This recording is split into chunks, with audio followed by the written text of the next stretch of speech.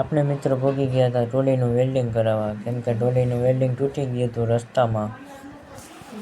એ મિત્રો પપ્પા મારા આવ્યા નથી ને આજે આપણે ઘરે ટ્રેક્ટરનું કામ થોડુંક બાકી તો કરાવ્યું, વેલ્ડિંગ ને એવું વળી વાળીને લઈને આવતો તેમાં કાંઈક તૂટી ગયું એ બધું હમું કરાવ્યું. હવે કાકાનો ફોન આવ્યો જોયો એટલે શું કે ખાંડ દેવા જ આવી છે જાણી ત્યાં કોતરા આવ્યા રૂ ઉતારવાના, આપણું પાણી પી જાય પછી આપણે આપનામાં ઉતારવાના, પછી કાકાનામાં જાય ના, પહેલાં કાકાના પછી આપનામાં કોતરા આવશે ને આનું કામ કરીને ખુલ્યું. આ કમા તૂટી ગયું હતું, રિપેર કર્યું ને હરખું કર્યું ને હજી આ રિપેર કરી નાખો બધું. આ બધા અમારા ભાગમાં આવ્યું ઓયડી. આ કાકાનું મકાન, ઓલું એક ધારીઓની બધું કાકાનું.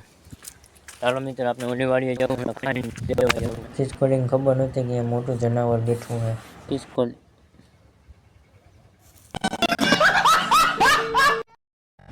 આપણે મિત્રો પગી ગયા હતા આપા યાર્ડ માર્કેટે કાકાનું રૂ ઉતારવા, ને રૂ ઉતારે છે માણસોને. આ છે આપા યાર્ડ માર્કેટ.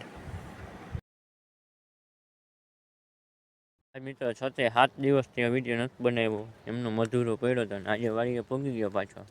પાણી વાળવું તો પાણી નથી વાળવું હવે, કેમ કે આમાં રૂ ઉતારવા આવે આપણામાં. કાકાનું ઉતરી ગયું ને બીજી વાડીએ પાટા ટપીને ઓલી કોર ગયા રૂ ઉતારવા.